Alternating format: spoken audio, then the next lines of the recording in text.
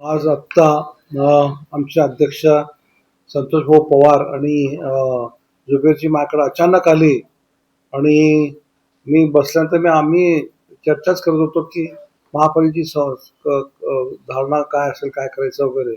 तर त्यांनी मला एक हे दाखवलं की असं असं तुमची एक ऑर्डर निघाली प्रदेश करून आणि माननीय अजितदादा पवार साहेबांनी आणि तटकरे साहेबांनी अशी ऑर्डर काढली की उद्या होणाऱ्या ज्या महानगरपालिकेच्या निवडणुका आहेत त्या माझ्या नेतृत्वाखाली व्हाव्यात असं त्यांचं म्हणणं आहे, त्यात लिहिलेलं आहे असं त्यांनी सांगितलं.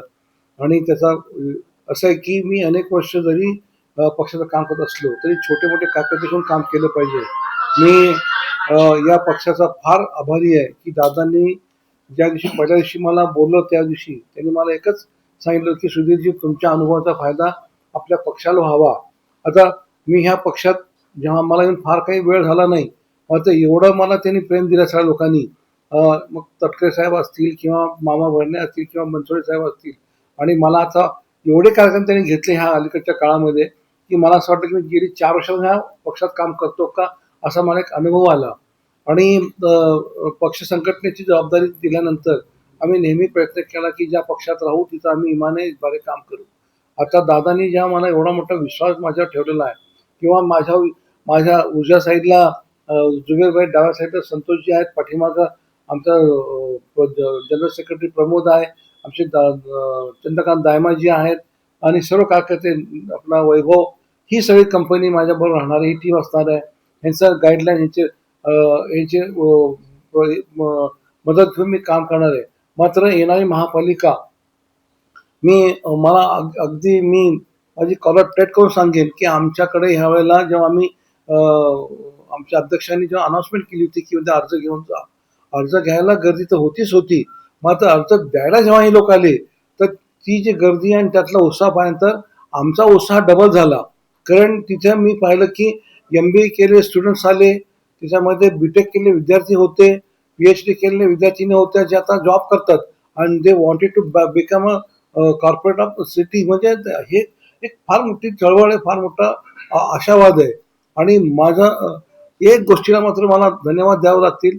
माननीय दादांच्यावर जे मी पहिल्यांदा भेटलो होतो त्यातलं माझं सुहास कदम आणि आमचे उमेश पाटील साहेब होते, त्या दोघांनी मला उजवा हात डावा हात धरून घेऊन गेले त्या सह्या दिलं. तर तिथं दादांनी मला एक गोष्ट विचारली की सुधीरजी म्हणे सोलापूर शहरामध्ये तुम्ही 5 दिवसाला पाणी देता, हे पाप करत नाही का? म्हणलं बरोबर आहे तुमचं म्हणणं, पाण्याची फक्त व्यवस्था नाही त्यामुळे दादा झालेलं आहे. म्हणजे तुम्ही सगळं काम करा, महापालिका झाल्याबरोबर 5 दिवसाच्या ऐवजी दिवसावर कसं पाहिजे त्याची व्यवस्था तुम्ही केली पाहिजे. दुसरं असं आहे की तुम्ही IT पार्क सांगता, आम्ही IT पार्कला तुम्हाला कधी पण हा म्हणू, काय अडचण येणार नाही.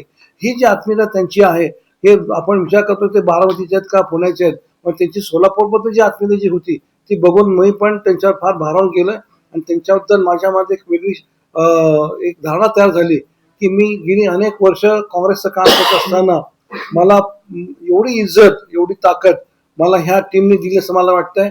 मला तटकरे साहेबांचा धन्यवाद द्यावे लागतील. गर्जे साहेब तिथे मला त्यांनी ते काही त्यांनी पत्र दिलं, पाठवून सांगितलं मला. आणि या सगळ्या प्रदेशचे जेवढे पण पदाधिकारी त्यांना सगळा धन्यवाद देतो. आणि संतोष भाऊ एक संयमी, शांत संयमी माणूस आहे आणि ते जास्त बोलत नाहीत. मला संतोष भाऊ एवढं ते शांत जरी असले तरी काम त्याचं फार खालच्या ह्याच्यातून पातळीतून चालू असतं. मी जेव्हा जेव्हा त्यांना फोन करतो ते इथं मीटिंगमध्ये असतात वगैरे, तर हे त्याचे स्टाईल आहे काम करायची आणि त्याच्या त्या गोष्टीचा आपल्याला निश्चित फायदा होणार आहे. येणाऱ्या महापालिकेमध्ये मी स्वतः त्यांच्या म्हणजे ही जी मागची टीम माझी उभी आहे, आमचा सुहास असेल किंवा अजून कुणी पाठीमागे चंद्रकांत द्यावा, आम्ही सगळं तुम्हाला प्रॉमिस करतो की ह्या वेळेला आमच्या अण्णाभाऊ बनसोडे सांगितलं की 75, ठीक आहे 75 हा नारा त्यांनी दिला, तरी पण आम्ही 55 ते 60च्या वर निश्चित आता आणखी प्रयत्न करणार आहोत अशी माझी धारणा आहे. आणि मला ज्यांनी शुभेच्छा दिल्या त्या सगळ्यांचा धन्यवाद, आमच्या प्रदेशला पण धन्यवाद देतो आणि आपल्या पत्रकाराला पण धन्यवाद देतो. धन्यवाद.